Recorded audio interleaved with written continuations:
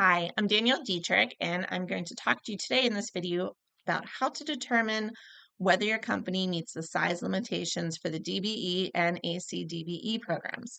So this is a little bit of a follow-up to my prior video where we talked about the concept of affiliation, which applies to these certifications as well as other certifications that require you to be considered a small business under the SBA size standards.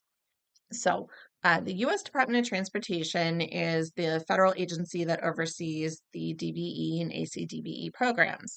And so, to qualify for that, you need to be considered a small business for your NAICS code. The NAICS code is the North American Industry Classification System. And the SBA has a whole table that you can access on their website that you can find your code and what the corresponding size standards are. It's usually a maximum average annual gross receipts over the prior 5 fiscal years. For a few codes, it has a maximum number of employees in lieu of the average annual gross receipts, but those are pretty few and far between. So another thing to know is that even though that you meet maybe the SBA size standard for your NAICS code, the DBE program and ACDBE program each have their own maximum average annual gross receipts. So for DBE, your business and its affiliates cannot have an average annual gross receipt exceeding 30.72 million over the previous 3 fiscal years.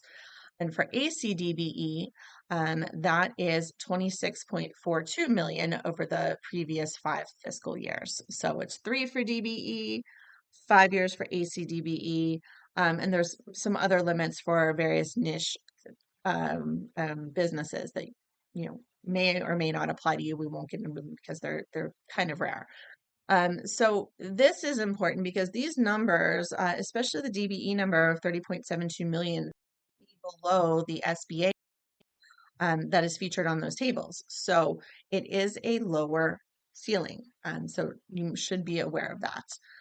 So the way this is calculated, it looks at your gross receipts of your business, and if you are considered to be an affiliate of another business, and again, I just talked about affiliation in my last video. Both you and your affiliate business have to, when the numbers are added up, be less than that maximum ceiling number.